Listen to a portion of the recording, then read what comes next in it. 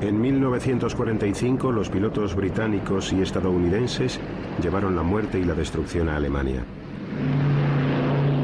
En 1948 volaban otra vez rumbo a Berlín.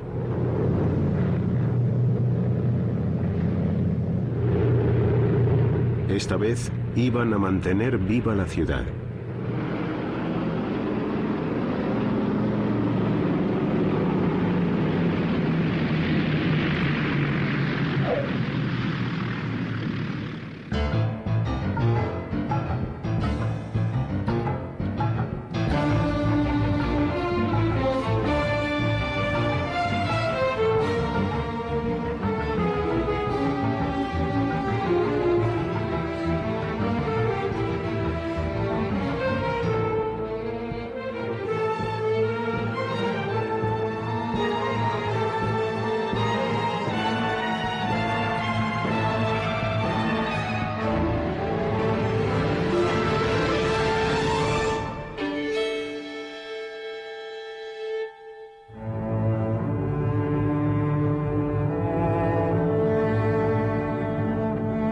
En 1945 los berlineses eran un pueblo derrotado. Su destino estaba en manos de rusos, estadounidenses, británicos y franceses, conquistadores del territorio alemán. Dividieron Alemania en 4 zonas de ocupación: soviética, estadounidense, británica y francesa. 3,5 millones de berlineses vivían en una ciudad situada a unos 200 kilómetros detrás de las líneas rusas. Berlín estaba unida con Alemania Occidental por medio de una autopista y un ferrocarril que atravesaban la zona soviética. También la ciudad estaba dividida en 4 sectores: soviético, estadounidense, británico y francés. Berlín y Alemania eran los dos únicos puntos donde las dos partes, es decir, las tropas soviéticas y las que procedían de los países aliados, estaban en contacto.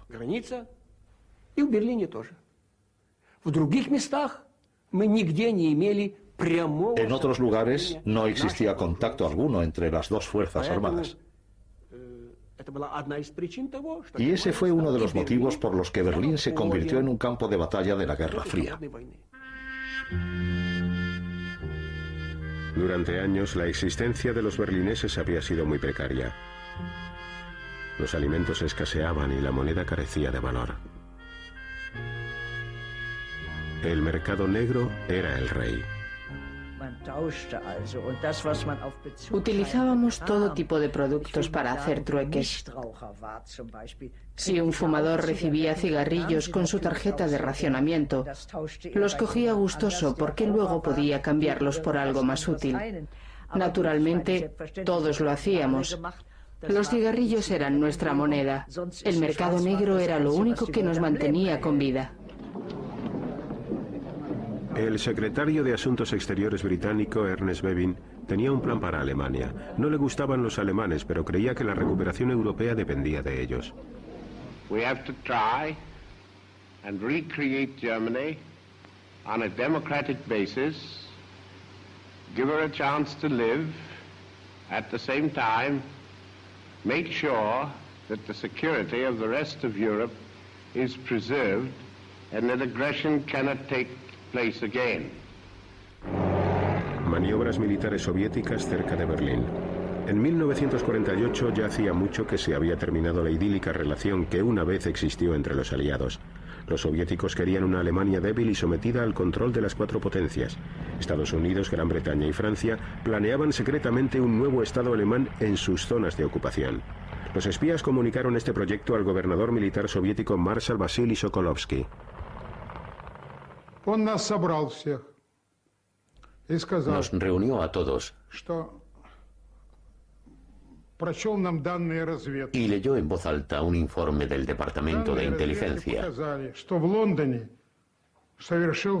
Según este documento, en Londres estaba teniendo lugar una conferencia sobre Alemania. Leyó todos los temas que se tocaron en la citada reunión. Sir Brian Robertson, el gobernador militar británico, y su homólogo estadounidense, el general Lucius Clay, eran los encargados de poner en práctica los planes occidentales. El general Clay era el hombre más trabajador que he conocido. Jamás se iba de vacaciones y se saltaba el desayuno porque lo consideraba una pérdida de tiempo.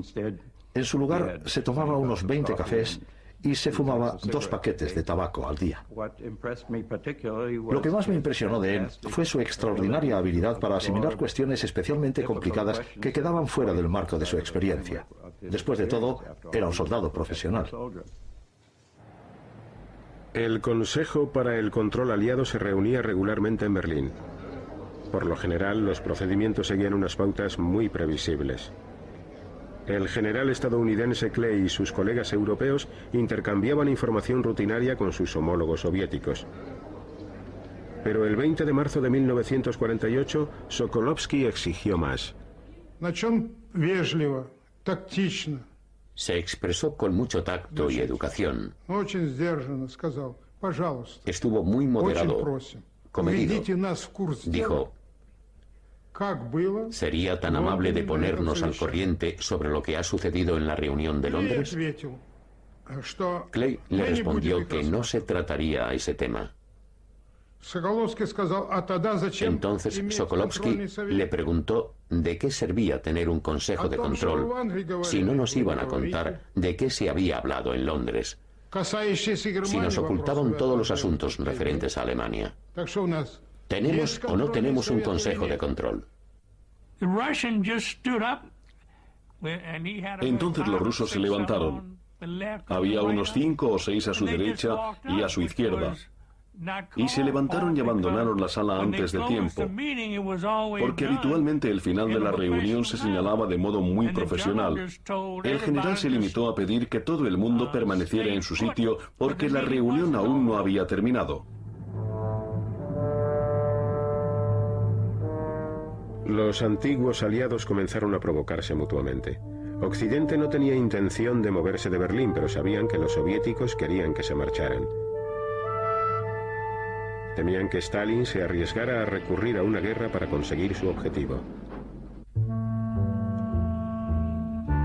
Los aliados occidentales planeaban una reforma monetaria en sus zonas.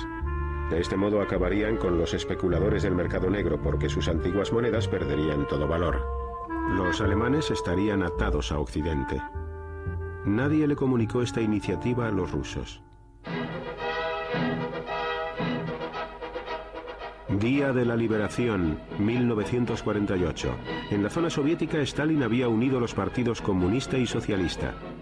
La nueva agrupación, el Partido Socialista Unificado, se echó a la calle para demostrar su fuerza. Incluso había algún ataque contra Winston Churchill.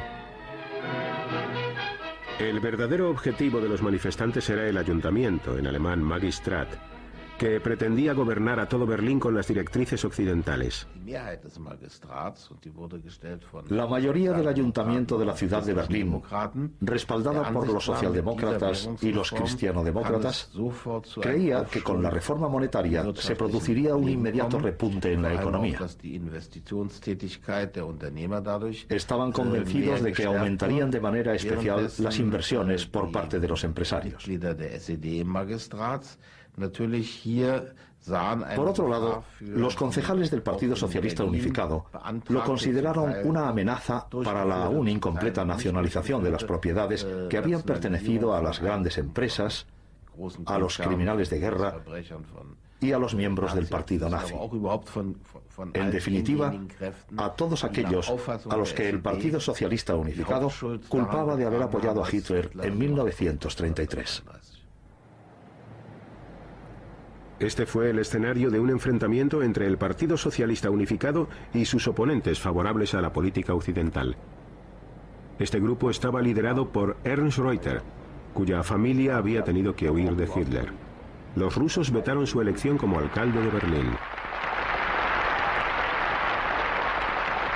Es allen klar wurde, dass der kommunistische Diktaturwille jedes Mittel benutzen wird, seine Macht im Schatten des russischen Imperialismus aufzurichten Da haben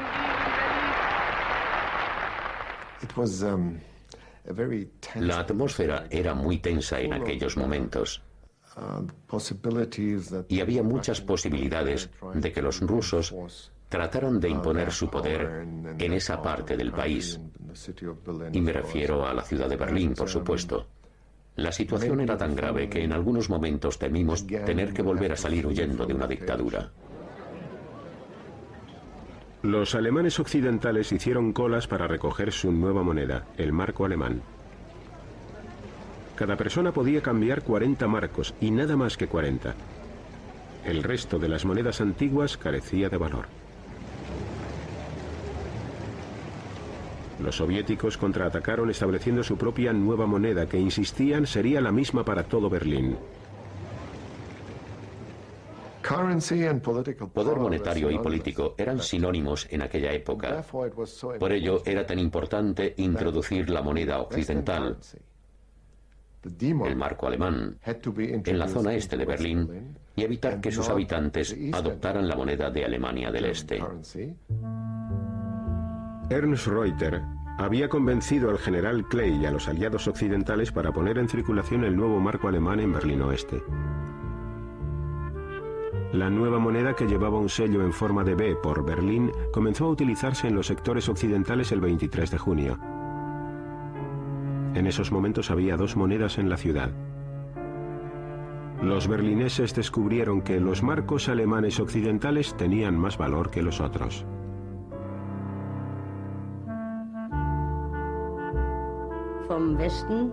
Muchos habitantes de la zona oeste de Berlín se desplazaban con frecuencia a Berlín Este y, por supuesto, compraban todo lo que podían.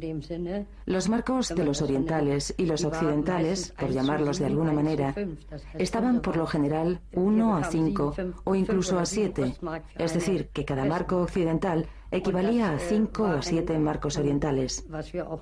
Más tarde, averiguamos que, al menos en Berlín, las ventas habían sido totales. La introducción de una nueva moneda en la zona oeste de Berlín enfureció a los soviéticos, que se reunieron para discutir cuál sería su siguiente paso.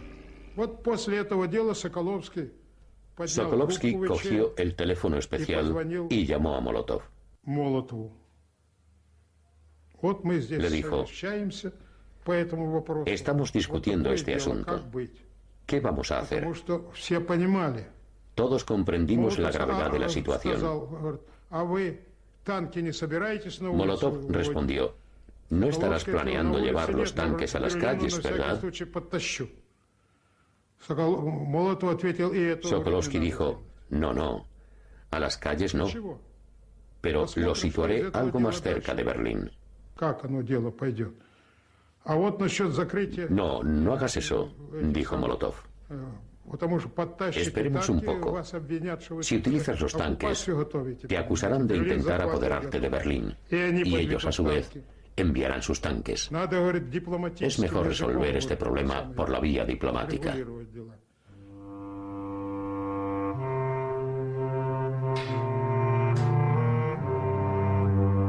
Los soviéticos bloquearon todas las carreteras principales, ferrocarriles y cualquier vía de conexión entre Berlín Oeste y Alemania Occidental.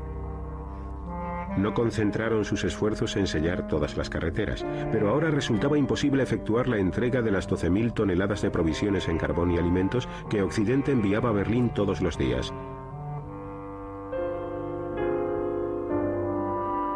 Los soviéticos cortaron el abastecimiento de electricidad a las fábricas y oficinas. Los berlineses de la zona occidental poco podían hacer al respecto, pues la Unión Soviética había desmantelado para indemnizaciones la única central eléctrica de la zona.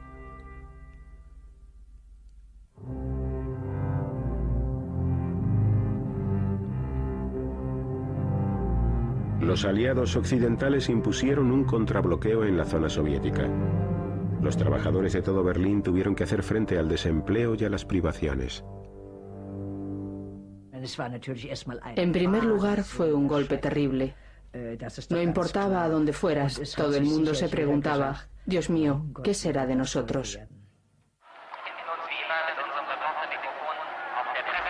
El objetivo de Stalin estaba muy claro. Pretendía obligar a los aliados occidentales a cambiar sus políticas o a retirarse de Berlín. En 1945 los aliados occidentales habían elaborado un acuerdo por escrito con los soviéticos. Los aviones podrían volar por 3 pasillos aéreos de 30 kilómetros de ancho que conducían a los 2 aeródromos de Berlín, Tempelhof y Gatow. Los hidroaviones también podían amerizar en el lago Havel.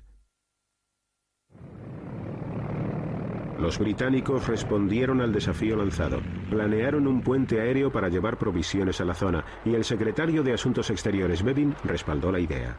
The physical suffering of 2.5 million people in Berlin to try and influence the Allies, the Western powers, in their treatment of the Germans, and to try to force us out is one which we are unable to accept.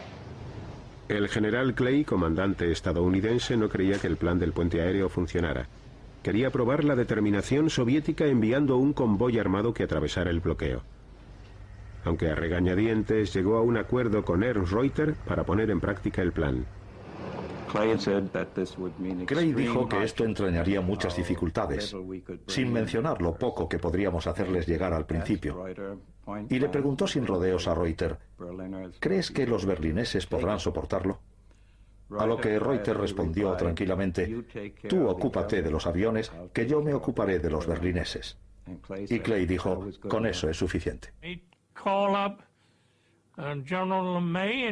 Llamó al general LeMay y le dijo, general, vamos a lanzar carbón sobre Berlín. ¿Carbón? Se sorprendió el general LeMay. Sí, dijo, vamos a mantener viva esa ciudad. Los aviones comenzaron a sobrevolar Berlín a finales de junio. Los estadounidenses lo llamaron Operación Víveres y los británicos Plain Fair. Los aviones tenían que entregar 2.000 toneladas de provisiones al día. Sin ellas, los berlineses de la zona occidental no podrían sobrevivir. Solo les quedaba carbón para 45 días y comida para 36.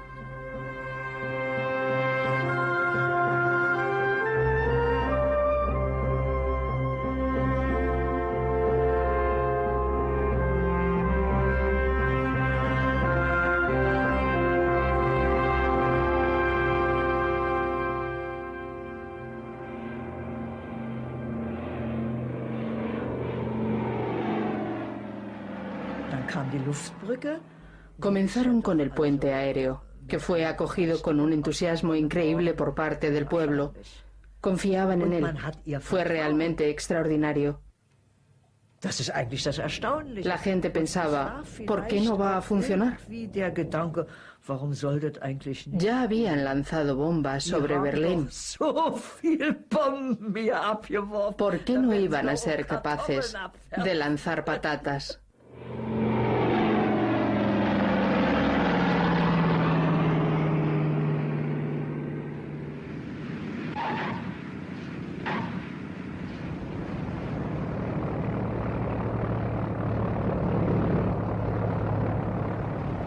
Miles de berlineses encontraron trabajo y una comida caliente cada día trabajando para el puente aéreo.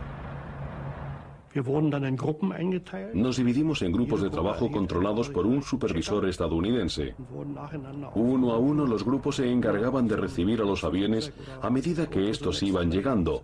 Id al siguiente avión. Los aviones de mayor tamaño transportaban 9 toneladas cada uno. Podíamos descargar un avión en 7 minutos aproximadamente, y eso eran casi 9 toneladas de carbón. Los británicos contrataron los servicios de operadores civiles. En Gran Bretaña no había mucha gente que tuviera aviones, pero en aquella época yo era bastante afortunado, porque poseía 12 bombarderos Halifax remodelados. El gobierno vino a verme y me dijo, ¿podemos hacer algo con esos aeroplanos? Yo respondí, por supuesto, pero no deben olvidar que nosotros pensábamos que esta situación solo iba a durar 2 o 3 semanas, de lo contrario, habría guerra. Los Estados Unidos participaron enviando bombarderos B-29 capaces de transportar bombas atómicas a Gran Bretaña. A este movimiento se le dio una gran publicidad. These are the men whose nerve-wracking job it may be to fight their way through weather and red obstruction. So grave is the crisis that General Clay is recalled to Washington to report on the situation. He is greeted by Secretary of the Army Royal and then is welcomed by Chief of Staff Omar Bradley. On his shoulders may rest the responsibility for peace or war, and the Commander-in-Chief at the White House awaits his appraisal of the most explosive situation yet in the struggle between East and West. Clay solicitó una vez más que se le permitiera enfrentarse a los soviéticos con un convoy armado. Si los soviéticos se hacían a un lado y dejaban pasar el convoy, seguiría habiendo paz. Si optaban por negarle el paso, entonces habría guerra. Era así de sencillo. Pero lo último que deseaba el presidente Truman en este mundo era que nuestro país se viera inmerso en otra guerra mundial, puesto que acabábamos de salir de una. De modo que no hubo convoy armado, sino más aviones para seguir adelante con el puente aéreo. Since I have been in Washington, I have been assured of an additional supply of C-54s, which carry 10 tons, to replace the C-47s. And this will enable us to build our airlift up to 4,500 tons a day.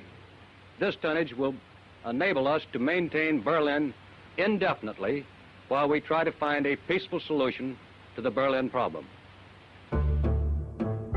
En agosto, Stalin acudió a un espectáculo aéreo cerca de Moscú.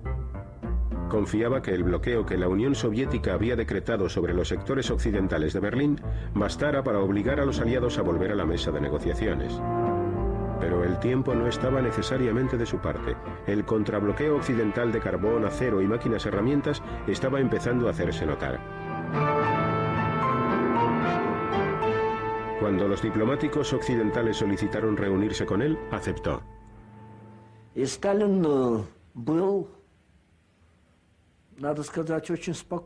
Stalin estaba muy tranquilo. No caminaba por la habitación como solía hacer.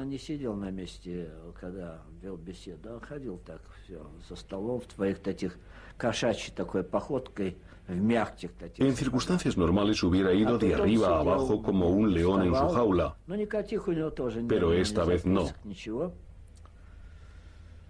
Permaneció sentado fumando. No llevaba nota alguna. Dijo, este asunto es muy importante desde un punto de vista económico. Pero eso no es lo más relevante. Lo más importante son las decisiones que ustedes han tomado en Londres. Insistimos en que deberían revocar dichas decisiones o al menos posponer su puesta en práctica hasta que volvamos a reunirnos para discutir el tema de Alemania. Veía que Alemania iba a quedar dividida. La zona occidental contaba con el fuerte respaldo de los Estados Unidos y los países de Europa Occidental y además serían 3/4 partes de la totalidad del territorio alemán las que formarían un país independiente. Y Stalin quería evitar esto a toda costa. En Berlín, los aliados occidentales y los soviéticos regresaron a la mesa de negociaciones. Los rusos exigían la retirada del marco alemán occidental de la ciudad. También comenzaron a ejercer presión en los pasillos aéreos. Hubo muchas provocaciones. Solían llevar a cabo maniobras aéreas en los pasillos o en el espacio aéreo contiguo. Se situaban encima de nosotros porque nosotros no podíamos superar una altura máxima y desde allí disparaban sus equipamientos militares, lo que nos provocaba horribles pitidos en los oídos y otro tipo de malestares. A veces te encontrabas con que un Jack venía de frente y cuando casi te estaba rozando se desviaba. O por ejemplo, subían detrás de nosotros de manera que no pudiéramos verlos y luego se situaban encima del ala, pero nunca llegaban a disparar. El mal tiempo provocó retrasos e incidentes. Con este sistema no se conseguía llevar toda la comida necesaria y los berlineses no habían podido almacenar prácticamente nada de carbón para el duro invierno que se avecinaba. Mein Berlin, du kannst nicht untergehen.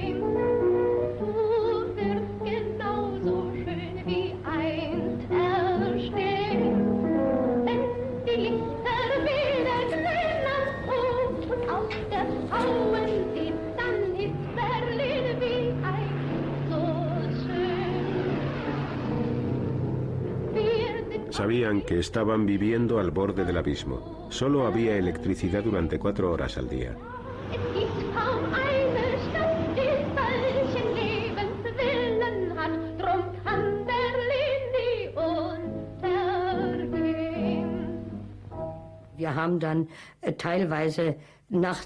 Hacíamos la colada por las noches. Además, como yo tenía un bebé, también tenía que hervir los pañales y hacer la comida. Si no teníamos plancha eléctrica, íbamos a casa de una vecina y planchábamos juntas. Siempre ocurre lo mismo en los malos tiempos. Las personas se unen para lo bueno y también hacen frente juntas en las adversidades. El bloqueo soviético no evitó que los berlineses se movieran libremente dentro de la ciudad. El sector oriental, situado al otro lado de la puerta de Brandenburgo, podía resultar muy atractivo. Yo iba muy a menudo a Berlín Este. Si querías salir, tenías que ir al sector oriental. Allí había salones de baile, música e iluminación eléctrica. Las habitaciones tenían calefacción y prevalecían las condiciones normales en tiempos de paz.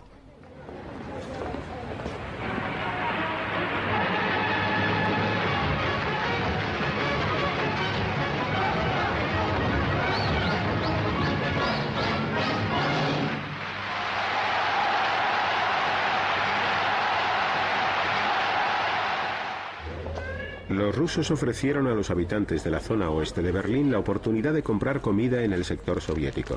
Aproximadamente 1 de cada 10 aceptó. Los soviéticos no impusieron un bloqueo total, pero hostigaban continuamente a los habitantes del sector occidental que se desplazaban a Berlín.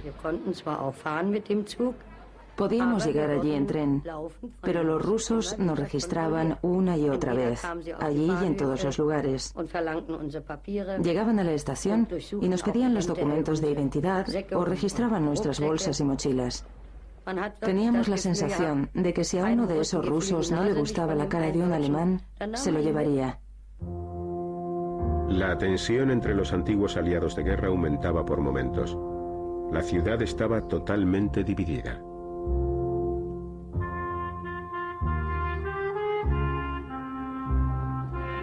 El 6 de septiembre, un grupo de activistas encabezado por comunistas se reunió en un pleno del ayuntamiento en Berlín Este. Estaban buscando problemas. No se trataba de un arrebato espontáneo del pueblo. Estaban absolutamente en contra de las manifestaciones a las que los miembros y simpatizantes del partido habían recibido órdenes de asistir. Pretendían disolver el antiguo ayuntamiento.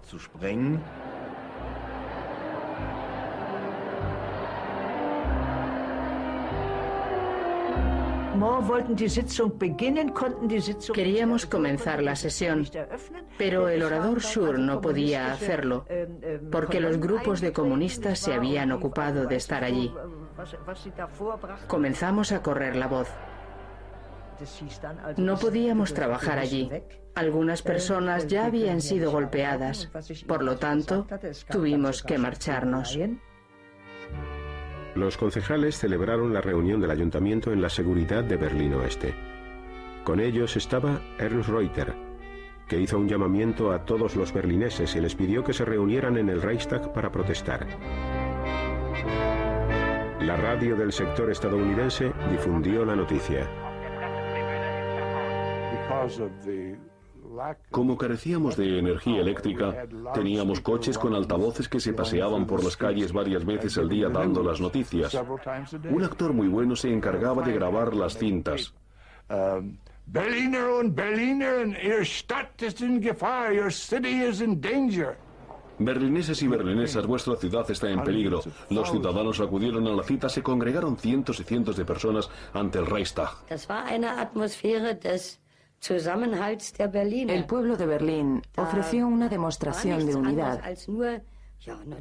En nuestras cabezas solo había lugar para un pensamiento. Seguimos unidos contra los rusos y apoyamos a los aliados occidentales. Unos 300.000 berlineses, muchos procedentes de la zona este, se reunieron en el Reichstag. Los políticos berlineses opinaban que existía la posibilidad de que los aliados occidentales estuvieran dispuestos a llegar a un acuerdo con los rusos, acuerdo que iría en detrimento de Alemania. Asistieron a esta reunión para demostrar que la población de Berlín creía en su libertad y en la democracia.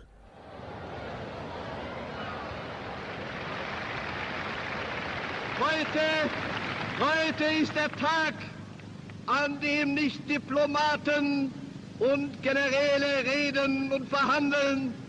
Heute ist der Tag, wo das Volk von Berlin seine Stimme erhebt. Ihr Völker in Amerika, in England, in Frankreich, in Italien, schaut auf diese Stadt und erkennt, dass ihr diese Stadt und dieses Volk nicht preisgeben dürft, nicht preisgeben könnt.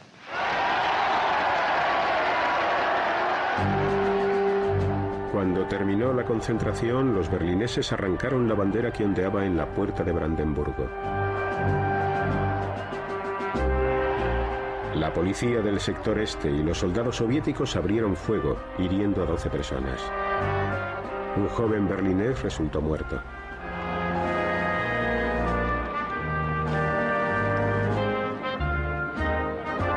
Y el día aún no había terminado. Una delegación se presentó en el Consejo de Control Aliado, donde existían temores de que se estuviera perfilando un enfrentamiento con Stalin por causa de la retirada del marco alemán occidental de Berlín. Los aliados captaron el mensaje. El marco alemán occidental seguiría circulando. Rhine-Main Field was busier than ever this week as airlift traffic was suddenly bolstered by fresh squadrons. Here a group of valiant young pilots talk over the day's operations. Mensch, bei dem Wetter willst du starten? Na klar, Mensch, Italiener warten auf mir. El bloqueo y el puente aéreo siguieron funcionando. Llevábamos de todo, material médico, tinta para la imprenta, etcétera, pero sobre todo carbón. Y el transporte de esta materia era un problema porque la carbonilla llegaba a los cables de control, de modo que resultaba muy difícil dominar el aparato. Para evitarlo, volábamos con las trampillas de escape de la parte trasera abiertas y así el aire se llevaba la carbonilla.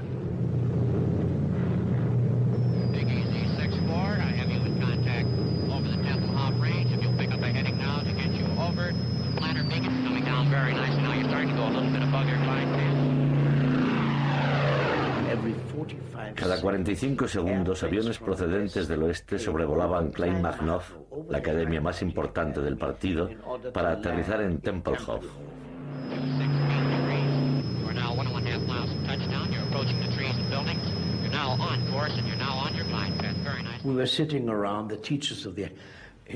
Estábamos sentados con los profesores del departamento de historia y entonces comentaron: los estadounidenses comprenden el materialismo histórico mejor que nosotros. Nos quedamos mirándoles. ¿El materialismo histórico mejor que nosotros? Sí, entienden que debe existir una base de alimentación y ayuda antes de empezar la educación de un partido. Los estadounidenses comprenden la esencia del materialismo histórico. Los pilotos del puente aéreo podían realizar 3 misiones cada día. Un piloto norteamericano se llevó su propia cámara de 8 milímetros.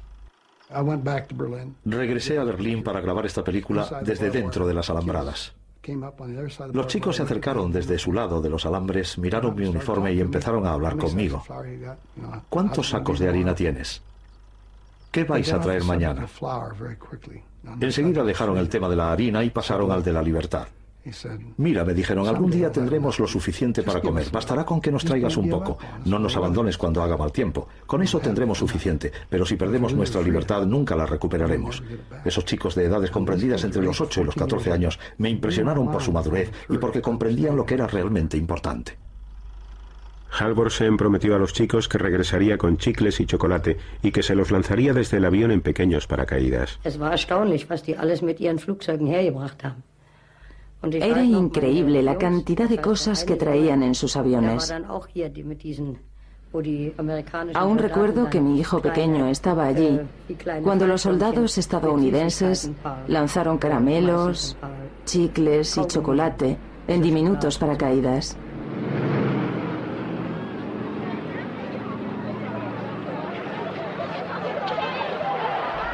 Como prometió Halvorsen, pronto llovieron las bombas de caramelos. Su oficial superior le mandó llamar. Me reprendió severamente. Luego se agachó y de debajo de la mesa sacó un periódico. En la portada había un avión lanzando paracaídas. Dijo: ayer en Berlín casi le das en la cabeza a un periodista alemán con una barra de caramelo. Ha divulgado esta historia por todo el mundo. Y continuó: el general la ha leído y me ha llamado para averiguar qué estaba pasando. Y yo no sabía nada, así que nunca me extenderán. ¿Por qué no me lo dijiste? Yo le respondí: no pensé que aprobara mi decisión, señor. Él dijo: tienes toda la razón, pero el general cree que es una buena idea, así que sigue haciéndolo. Tanto para el este como para el oeste, la radio fue un arma de vital importancia en la guerra propagandística. William Heinrich dirigía la radio del sector estadounidense. Introduje técnicas de radiodifusión estadounidense porque, según mi teoría, si no hay público es imposible convencerle de algo. Por lo tanto, mi prioridad número uno era conseguir que la gente nos escuchara. ¿Y cómo conseguirlo? Ofreciéndoles buenos programas de entretenimiento y una información sólida en la que podían confiar. Ungünstiger Witterung und niedriger Wolkendecke vollzog sich auch heute der Lufttransportverkehr nach Berlin planmäßig. Am frühen Nachmittag trafen die ersten Skymaster-Maschinen mit je 8 Tonnen Stein. Una joven bailarina berlinesa llamada Christina Olsen llegó a ser una conocida figura de la radio del sector estadounidense y poco después se convertiría en la señora Heimlich. Leía los titulares y luego me reía de los que hacían los rusos o los alemanes del este. Das versteh ich nicht, dazu bin ich noch zu klein. Doch die Russen, die müssen doch das eigentlich verstehen. Which means, esto significa, soy demasiado pequeña para comprender lo que está pasando, pero seguro que el público sí lo entiende. Y llegó a ser un eslogan muy conocido en toda la ciudad, por eso me convertí en la voz de Berlín. Sie am Sonntag wählen? Ja. Ja. Und Sie? Selbstverständlich. Aber natürlich werde ich wählen. Darf ich Sie auch noch schnell fragen, ob Sie am Sonntag wählen? Aber selbstverständlich werden wir wählen. En diciembre de 1948, los berlineses de la zona oeste votaron para elegir una nueva alcaldía que gobernara su parte de la ciudad. El Partido Socialista Unificado, que dominaba el antiguo ayuntamiento en el sector soviético, boicoteó las elecciones. Por el momento éramos una ciudad dividida. No podíamos hacer nada al respecto. Nuestra supervivencia dependía de que consolidáramos unos lazos fuertes con la Alemania del Este. Ernst Reuter era el alcalde y Luise Schroeder su segunda, pero solo en la mitad de Berlín.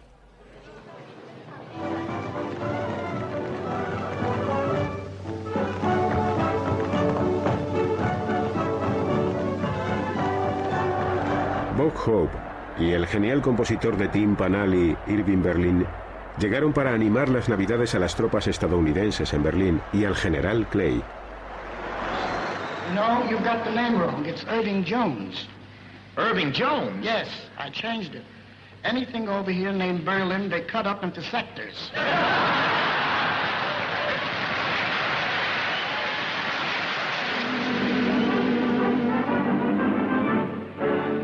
Long ago, a group we called the Air Corps helped win the war and took a bow.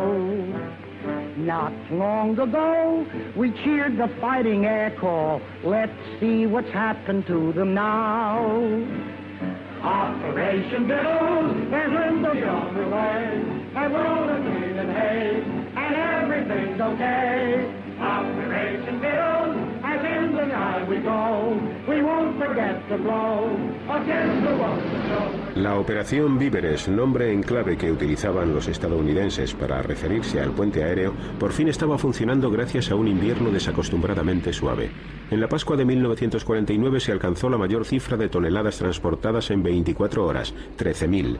El arriesgado plan había salido bien. Berlín podía ser abastecida indefinidamente por vía aérea. Vivíamos en Karlshorst y podíamos oír el ruido de los aviones que traían todo tipo de mercancías, desde chocolate hasta regalos de Navidad. No podíamos competir con eso. Nosotros éramos pobres y Occidente era rico. La idea del bloqueo había sido una locura y por supuesto estaba destinada al fracaso.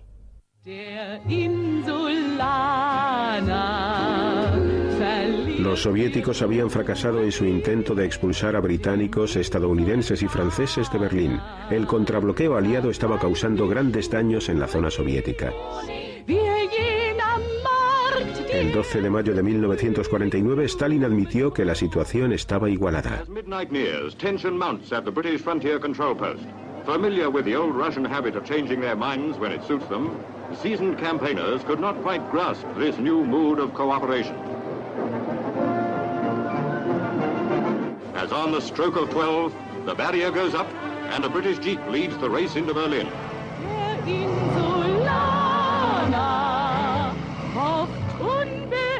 Muchas personas creyeron que el final del bloqueo de Berlín lo sería también de la Guerra Fría.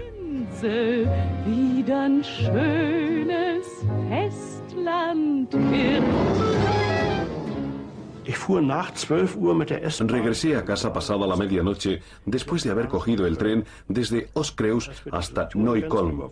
Cuando cruzamos la frontera entre los dos sectores, todo estaba iluminado. Era como un sueño. Era pura alegría, nada más.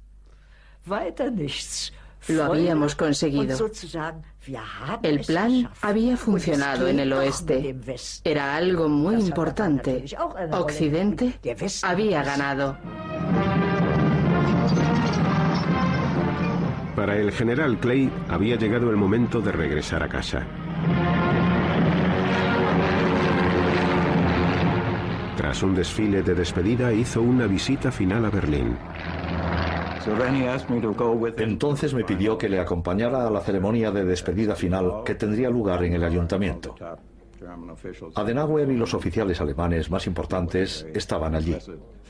Fue una ceremonia realmente impresionante. Y como suele suceder, nadie había pensado en poner un micrófono independiente para el orador. Esto ya me había ocurrido hace tiempo y significaba que cuando me llegara el turno de hablar, tendría que acercarme al general Clay para usar el micrófono. La luz era muy fuerte y gracias a ella pude ver que había lágrimas en sus ojos. I shall not use the English word goodbye, but rather try to say to you, Auf Wiedersehen. El día que el general Clay dijo Auf Wiedersehen, el jefe de la futura República Federal Alemana, Konrad Adenauer, se dirigía a los berlineses. Aus innerem Herzensdrang und erfüllt von tiefer Dankbarkeit für euren Kampf, für euer Leid, für eure Geduld, die jetzt zum Siege geführt hat. El periodo de la Guerra Fría en Berlín fue realmente el núcleo, la raíz de la democracia de posguerra en Alemania. La gente cada vez estaba más convencida de que, después de todo, los alemanes podían estar satisfechos de adoptar la democracia como forma de vida y de formar parte del mundo occidental.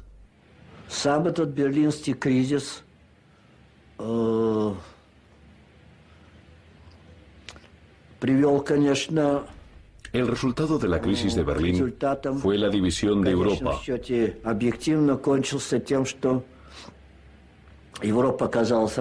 Ya se había constituido el gobierno en Alemania Occidental. Y 2 semanas más tarde, en nuestro sector, nació la República Democrática Alemana. Esta división afectó a toda la nación alemana.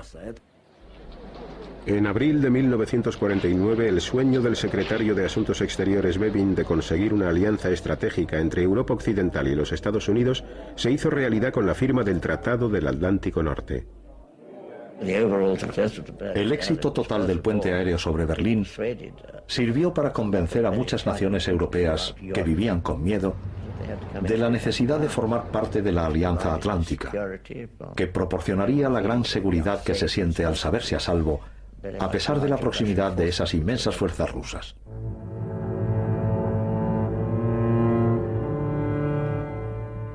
...29 de agosto de 1949... ...los soviéticos detonan su primera bomba atómica. El monopolio nuclear de los Estados Unidos había finalizado. El mundo se encontraba en medio de dos superpotencias que competían entre sí, y en pleno centro se encontraba una Alemania dividida y una ciudad, Berlín, también dividida.